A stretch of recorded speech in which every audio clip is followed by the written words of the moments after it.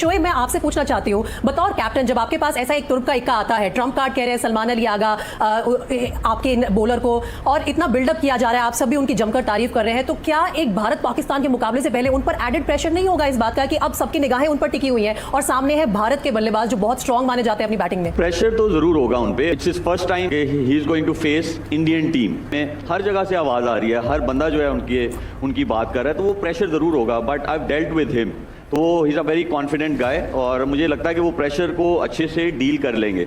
अब अगर आप सलमान अली आगा की बात करें, ठीक है वो एक मेन बॉलर है, उनको जहाँ जहाँ उनकी यूटिलाइजेशन जो 4 ओवर्स की है वो मुझे लगता है ऐसे करनी चाहिए कि जहाँ 2 सेट होने लगे बैटर्स, तो उनका वहाँ पे ओवर ज़रूर जो है वो करवाना चाहिए, क्योंकि विकेट नहीं लेंगे, टारगेट आपके कंट्रोल से बाहर जाएगा, वो मुश्किल हो जाएगा। तो जब आपके पास ऐसा बॉलर हो, कोशिश ये करनी चाहिए कि जो बेस्ट ऑफ द बेस्ट है वो बेस्ट ऑफ द बेस्ट के अगेंस्ट ही ऑपरेट करे। तो ये उनको रीड करनी पड़ेगी सिचुएशन क्या आती है मैच में।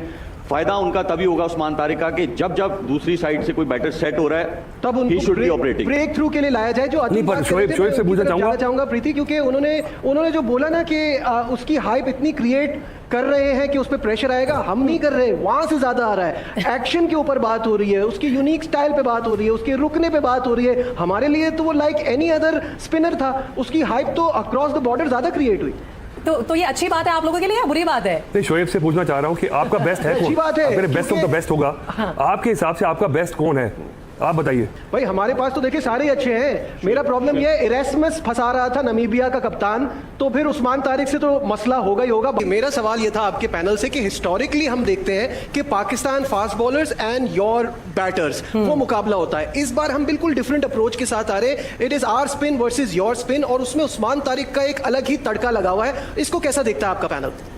हाँ, बहुत अच्छा है। देखिए होना चाहिए, थोड़ा सा अलग नॉवेल्टी आती है तो मैच में मज़ा आता है। और ये अच्छा है कि एटलीस्ट पाकिस्तान इस माइंडसेट से आया कि हमारे पास आज पहली बार, अगर पिछले 40 साल की क्रिकेट करें, वो अपने स्पिनर के ऊपर ज़्यादा डिपेंडेंट आ रहे हैं। और फास्ट बॉलर के लिए ये थोड़ा सा अलग सा महसूस हुआ।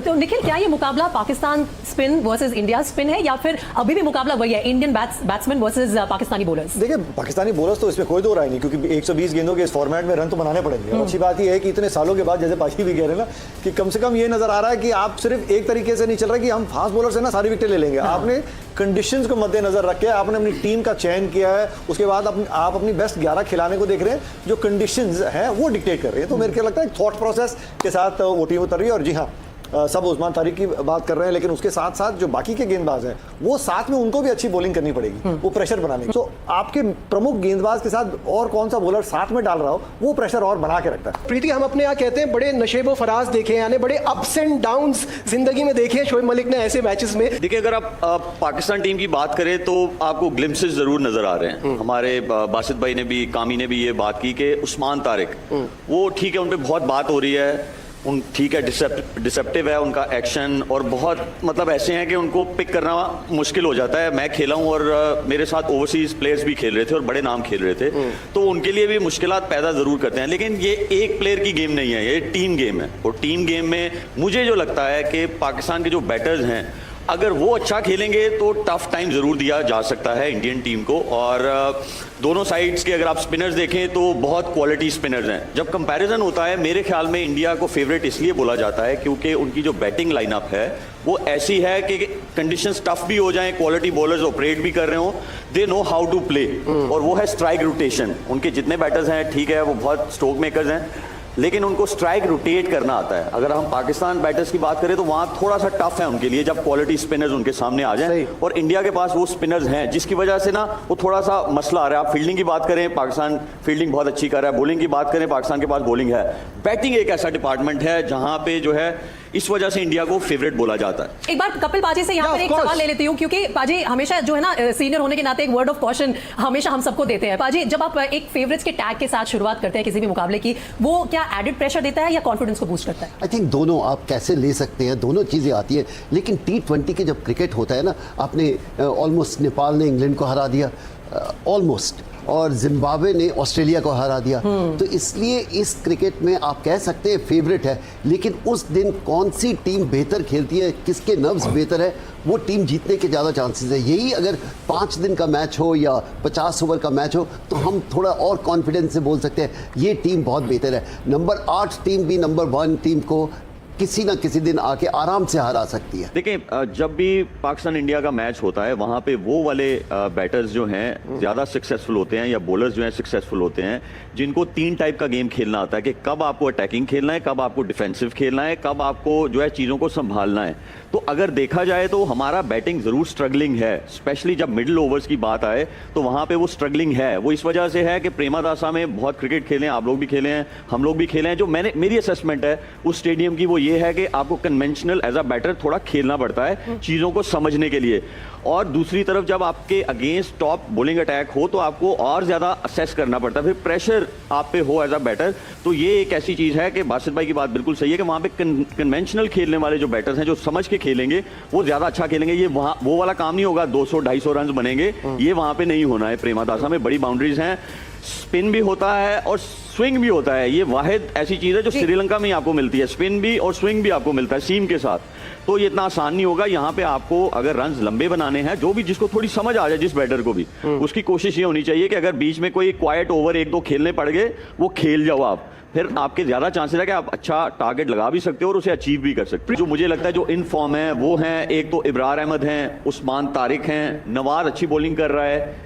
फिर आप अगर साइम अयूब की बात करें, ठीक है वो एज अ बैटर खेलता है, लेकिन ये ऐसे स्पिनर्स हैं, शादाब जो है, ये ऐसे स्पिनर्स हैं कि ये मुश्किल टाइम दे सकते हैं। सिर्फ ये है कि जो अर्ली स्ट्राइक है, जो नए बॉल से है, वहाँ से आनी बहुत ज़रूरी है, ताकि मोमेंटम नहीं जाना चाहिए बैटर्स का इनकी तरफ। जब ये नए बैटर्स को बॉल करेंगे, पाकिस्तान इंडिया का मैच आपको भी पता है बहुत प्रेशर वाला मैच होता है, तो जब अगर कोई सेट बैटर्स जाएगा इन स्पिनर्स के अगेंस्ट तो वो मुश्किलात ज़रूर होंगी।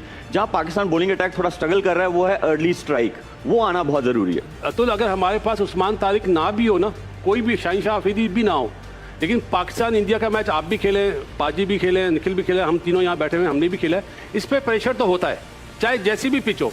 और T20 इतना शॉर्ट फॉर्मेट है, हम 11 में से कोई भी बैटर खड़ा हो जाए वो 2 ओवर में मैच जितवा देता है। इसमें अपसेट होने के चांसेस ज़्यादा हैं। जैसे कपिल पाजी ने कहा, टेस्ट मैच हो या ODI हो तो समझ में आता है। और T20 में अगर आपने एक गलती करी, चाहे एक कैच छोड़ा, एक रन आउट छोड़ा या एक बैड शॉट मार के आप आउट होते हैं, तो टीम फिर क्रॉस कर जाती है। तो बहुत ही मतलब दुनिया में मशहूर इसलिए है कि T20 के टाइम कम है, लेकिन इसमें अपसेट होने के चांसेस ज्यादा हैं। आपकी टीम बहुत बड़ी है, आपके पास मैच चेंजर बहुत हैं, लेकिन पाकिस्तान में साहबजादा जिस तरह अभी 2 मैच खेला है, नेवर नो कि वो अच्छा परफॉर्म कर दे, नीचे से शादाब अच्छा परफॉर्म कर दे, एक बैटर मैच जितवा सकता है बैटिंग करते हुए, और एक बॉलर एक मैच एक ओवर में 2 आउट करके मैच जितवा सकता है। ये है T20 अच्छी बात। शुरू में जैसे कपिल सर ने बात की है ना, कपिल सर कुछ कहना चाह रहे हैं जी? अच्छी बात क्या है पाकिस्तान के टीम के लिए, ये वैसी पिचेस पे खेल रहे हैं जहां पर स्पिनर को थोड़ी बहुत हेल्प मिल रही है, तो इसलिए आप कंट्रोल नहीं कर पाते। और अगर यही पिच अच्छी होती तो मैं शायद इनके गेंदबाज को इतना समय नहीं देता। आज मैं 100% ज़्यादा देना चाहता हूं कि पिच ऐसी है, आप बड़ी शॉट नहीं खेल सकते, और जो नया गेंदबाज है वो आपको प्रेशर डाल सकता है। ये प्लस पॉइंट है पाकिस्तान के लिए। यहाँ पे quickly if we can add, is it an advantage to Pakistan के ये कोलंबो में बहुत पहले से हैं, सारे मैचेस जो है पाकिस्तान के वो वहीं खेले जा रहे हैं, हालांकि ये स्टेडियम अलग होगा, लेकिन फिर भी क्या अपने आप को एक्लेमेटाइज करना, वो समय मिलना उस कंडीशंस में फायदे में रहेगा? पिच के ऊपर है। यही अगर बॉम्बे की पिच या बेंगलोर की जहां पर बॉल थोड़ी बहुत आती है तो बल्लेबाज को थोड़ा फायदा होता है। जहां पर बॉल रुक के आएगी, गेंद थमेगी थोड़ी सी, तो शायद जो मिस्ट्री गेंदबाज है या बाकी है उनको इतना एडवांटेज मिल जाता है। और T20 में थोड़ा बहुत एडवांटेज, बहुत बड़ा एडवांटेज होता है। तो बिल्कुल कपिल सर ने बड़ा ज़बरदस्त डिस्क्राइब किया, जैसे कहा कि स्लो पिच है, वहाँ पे खेलते हुए आ रहे हैं, और निखिल भाई जी ने जैसे कहा और अतुल भाई जी ने कहा कि उस्मान तारिक पे ज़्यादा प्रेशर है, अगर उसको मार पड़ गई तो वो कैसे वो इस प्रेशर को हैंडल कर सकेगा। अच्छी चीज़ ये है कि पाकिस्तान के पास और भी स्पिनर है, मैच विनर,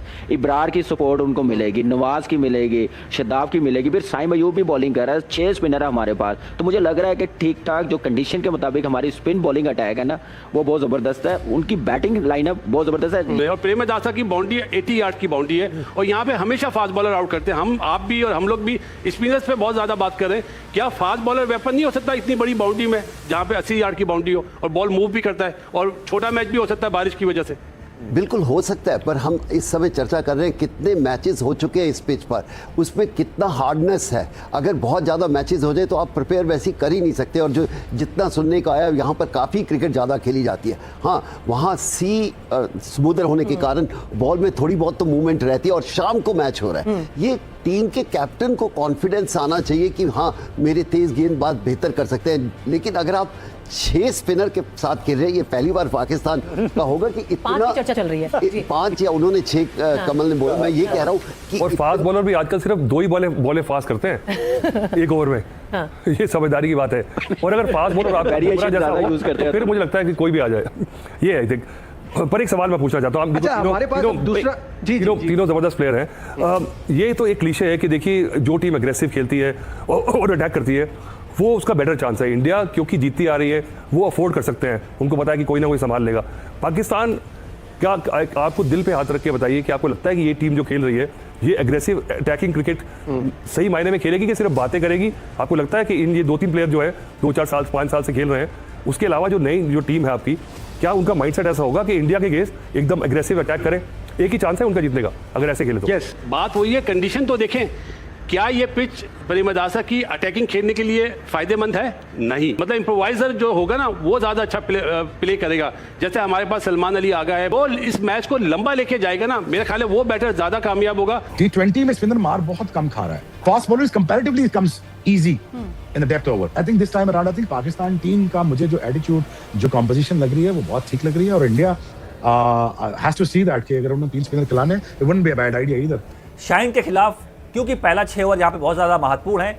बाद में पिच धीमा होता है, स्पिनर्स और प्ले में आएंगे, तो जो पहला 6 ओवर है पावर प्ले का, वहां पे जीत हार का फैसला होने वाला है इस मैच की बात करें तो। अगर आप देखें, पाकिस्तान अगर नीदरलैंड्स को हरा पाया, वो इसलिए क्योंकि फ़हीम अशरफ नंबर 8 पर खेल रहा था। तो आई थिंक इस इंडिया पाकिस्तान मैच में, हाई प्रेशर मैच में, प्लेइंग 11 में जितनी लंबी बैटिंग हो, उतना गौतम को सूट करेगा, उतना सूर्य कुमार को सूट करेगा। जैसे शोएब भाई बात कर रहे हैं कि हैंडशेक को लेकर, उन सब को लेकर अभी तक कोई खुलासा नहीं हुआ। एक सस्पेंस रहेगा कि इस मैच में भी क्या हैंडशेक होगा या नहीं होगा। अगर आप रिसेंट ट्रेंड देखें तो ऐसा कोई हिस्ट्री सजेस्ट नहीं करता है कि यहाँ पर भी कुछ अलग होगा। लेकिन बैक चैनल जो टॉक्स हुए हैं, जिसके वजह से ये भारत पाकिस्तान का मुकाबला हो पाया है, तो उस वजह से कुछ भी अलग हो सकता है। नहीं कैरी ऑन करना चाहिए, लेकिन जो मर्जी हो जाए। ये ट्रेडिशंस नहीं है, गलत क्रिकेट के ट्रेडिशंस गलत डाल रहे हैं आप। ये कैसे हो सकता है सचिन तेंदुलकर को बॉल लगे और मैं उनके जाके उनको पूछूं ना? मैं उनके पास खुद गया, जब उनको बॉल लगा मेरा, तो मैंने कहा I'm so sorry यार, आप मेरे फेवरेट प्लेयर हो, नंबर 1 प्लेयर हो दुनिया के, तो आपको चोट तो नहीं लगी? ये हमारा ट्रेडिशन था, उस वक्त भी जंगी हो रही थी। तो ये क्या कहना है यार कि इस वक्त ये ट्रेडिशन जो डाल रहे हैं ना, इसके एंड फिर क्या होगा? क्या लगता है आपको कि आज अगर वर्ल्ड कप हम नहीं खेल रहे, तो क्या लगता है अगले वर्ल्ड कप में फिर ऐसी सिचुएशन बनी तो फिर क्या करेंगे?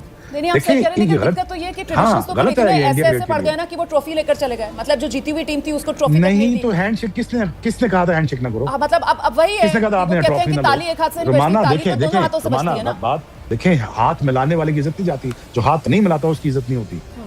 हम तो हाथ दे रहे हैं, आज भी हाथ में आपको आए कर रहा हूँ। आप प्लीज बात को समझने की कोशिश करिए, कहाँ खत्म होगा ये चीज? It's not good for each other. अब इंडिया पाकिस्तान के लिए ठीक नहीं है। बिल्कुल सही कह रहे हैं। मैंने तो विराट कोहली को देखा है, जब भी मैदान पर जो खेल है, वो सिर्फ खेल तक सीमित नहीं रह पा रहा है। वहां पर खेल से अलग ही कुछ कहानी गढ़ी जाने लगती है ना, दिक्कत तो तभी होती है। कैफ भाई? नहीं, शोएब भाई अच्छा बोल रहे हैं, उनको बोलने दीजिए, अच्छी बात कर रहे हैं शोएब भाई, उनको और मौका दीजिए। शोएब भाई आप बोलो, मैं सुन रहा हूँ। नहीं है, मैं कैफ ये कह रहा हूँ ना कि देखो ना, आप मुझे चल के हिट मार रहे हो, आप छक्का मार रहे हो, मेरी आपके साथ गर्मा गर्मी हो रही। हालात तब भी ठीक नहीं थे। हालात कब ठीक थे? कभी भी ठीक नहीं थे। तेरा माना है? अरे मेरी कहा जुर्रत जो मैं शोएब अख्तर को चल के आगे बढ़ू भैया। इतनी तेज गेंदबाजी कौन करता उस जमाने में? 150 की स्पीड कौन हिम्मत कर सकता है चलने की आपके सामने? पर हाँ, हिम्मत थोड़ी दिखाई दी। डर में रहा था अंदर से बहुत कि पता नहीं कौन सी बॉल डाले, शोएब अख्तर बीमर मार दे, बाउंसर मार दे, डर तो था। नहीं तो अब अच्छा, डर के आगे थोड़ा बढ़ना होता है।